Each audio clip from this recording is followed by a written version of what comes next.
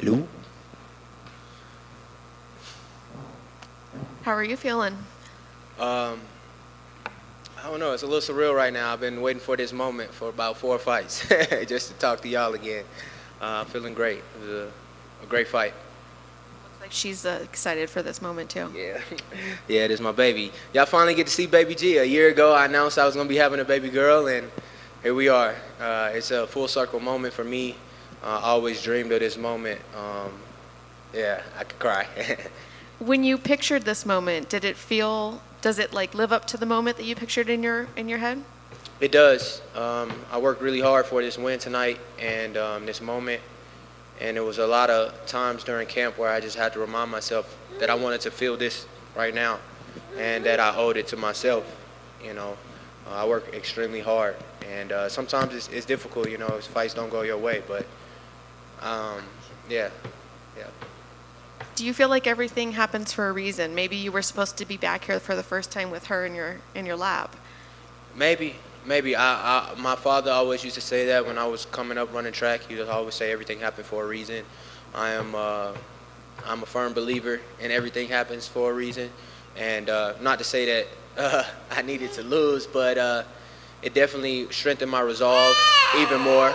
Even more. I've always been a person to come back from adversity and work hard. So, yeah, I definitely feel like everything happens for a reason. I'm there with you. Can you talk to me a little bit about the fight? Were there any surprises in there? Any adjustments that you had to make? He had a little bit more like pop on his punches. He was a little stronger than I thought he would be with his hands. He caught me coming in early. But other than that, nothing else was a surprise. I watched a lot of film, and everything that I worked on, I implemented in the fight, whether it was inside, outside leg kicks, keeping him outside his hip, making sure he wasn't able to land at the end of his punches like early on I didn't do. So, and just being active, showcasing that I can wrestle and I can do everything. And for me, that was the biggest thing, just show the best version of me. And whiskey, India, November, win, that's it. You got to win. When you in there, you got to win every moment. You got to make it so that there's no doubt at the end. There's been moments when we go to those judges like, we don't know what they're going to do. No, like every moment I needed to win, I felt like I won that fight. What's next for you? When would you like to get back in there? I'll be good in about 5-6 weeks to fight again. I want to get in the arena. I'm not going to rush it, though, but I really want to get that debut, that opening if it's still open, UFC 300, give me Joshua Van or anybody that want to squabble and throw some hands with me.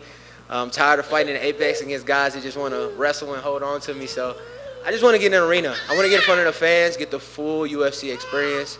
I truly love this promotion. I love fighting for the UFC. It's always been a dream. And, what's better than this, Thank you. Thank you. Charles, if you can't get a UFC 300, I'm back here. What's up, baby? If you can't get a spot on UFC 300, is there a specific arena or location that you'd like to compete in front of? Anything in the U.S., Outside of the U.S. gets pretty difficult with, time and just my coaches. We got a lot going on right now. Ain't that right? Yeah. So, anything, she say, hey, any arena, we good? Yeah. Okay. Yeah, any arena, any spot, we good, That's awesome. Demba Garimba and Jamal Pokes each won their fights, and they were in here saying that they actually like the Apex, but I know maybe it's a different story for you because you've done your majority of your career inside the Apex. It feels like every Apex card we turn on, you're a part of it. So I guess what is your takeaway from fighting at the Apex so many times? Yeah, we was there. I've been there where they are. I said that same thing, but this was the 6th fight in the Apex in a row. So for me, I want the full UFC experience. I didn't dream about getting this promotion to fight behind closed doors with no fans. I really love the energy of an arena. I've been to a few pay-per-views now with this while under this promotion, and the energy is just different. And so it's pretty. 1 second.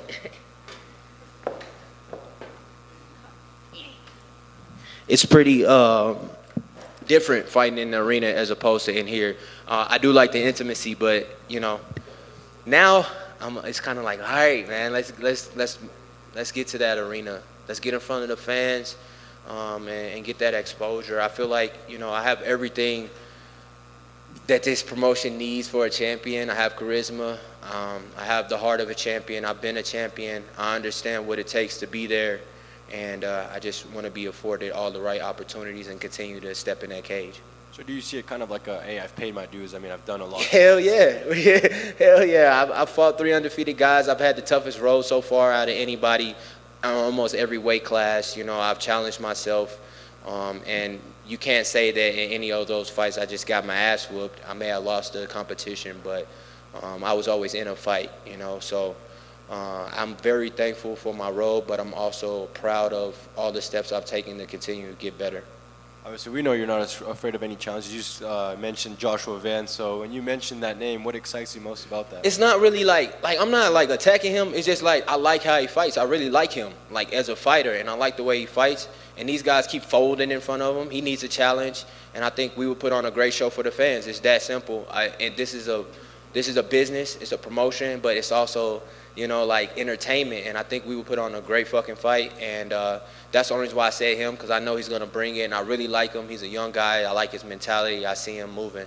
But it can be anybody like that, you know. It's not like specifically him, but that's the first person that came to mind because I've really been appreciating his work in there and what he's been doing. Last one for me. I know your nickname is Energy, but given the run you've been on, do you think maybe a Apex Predator would be more suitable? I actually got a hoodie with that on there, factually. So, yeah, man, got to win a few more before I say that, but I ain't trying to be back in this motherfucker no time soon. Fair enough. Congratulations again. Appreciate it. Charles. What's up, baby? Can you talk about the pressure coming into this fight, right? You were on the first 3-fight losing streak of your career. You had all this chatter, everyone talking shit, and then you go in there and you take this guy's O. Like, how much pressure was on your shoulders this fight? Honestly, only as much as I put on myself. I've learned how to block everyone else out. I knew what I needed to do. When my manager sent me this fight, they asked for January 13th. Because it was supposed to be February 3rd. They asked for January 13th. I said, hell yeah, let's fucking go. It was December, middle of December. I was training. I was like, yeah, let's go. I liked the fight when I saw it. But when they said they were moving back to February 3rd, it gave me even more confidence because I'm like, me with a full gas tank, nobody beats me. If it's not short notice, me able to prepare for a camp and run and do what I need to do.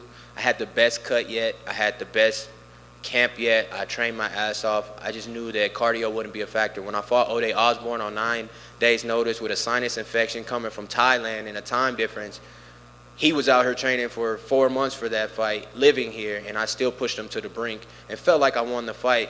And I'm looking at those and I'm trying to learn from my losses because I'm such a fighter. I'm like, let's do it, right? And so I'm just factoring in the time and making sure that I'm doing my self due diligence before I accept things, but it's hard for me to say no to anybody. How did it feel to take that cat's O? Honestly, bro, it felt good. It was more so about getting the win and being able to still fight in this promotion, hopefully. I hope that I showed enough to the matchmakers and everyone that I deserve to be here and what I'll put forward in every single fight moving forward. And they know that I'm a consummate professional. I'll always make weight, and I'm gonna always show up ready to put on a show.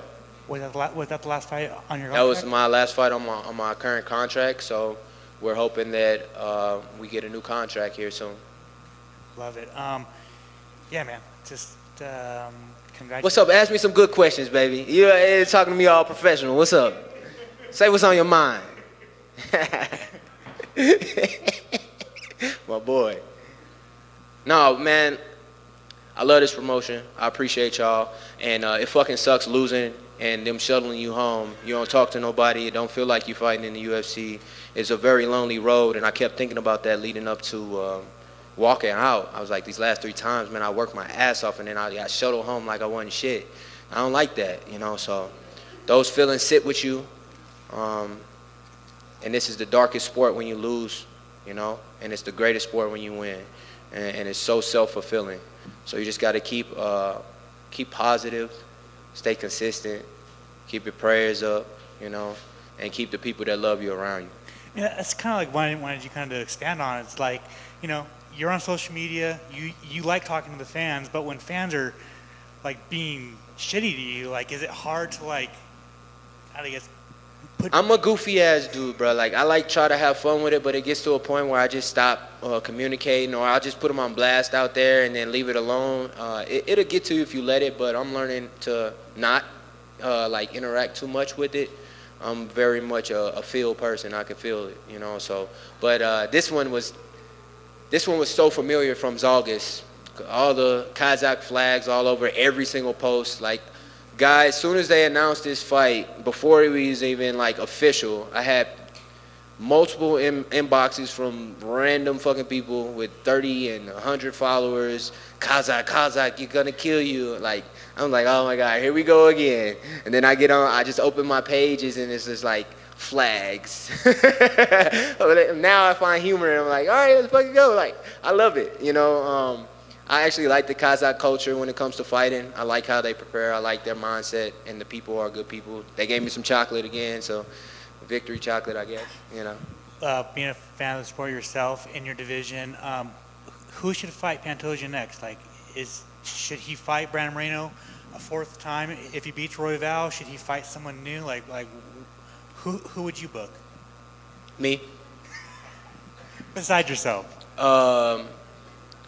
I know I got to work there, but honestly, all these guys fold in 5 rounds. I'm the only one who will battle his bully mentality, and Muhammad Makayev will. I know he gets a little tired. He's got to keep working on his cardio. I think he's going to put some significant challenges out there to guys in the top 5. And Manel Kopp, if he continues with his wrestling, but we haven't seen him in 5 rounds. I sparred with him a lot in Thailand, and he's very good everywhere. And so that's an exciting fight as well.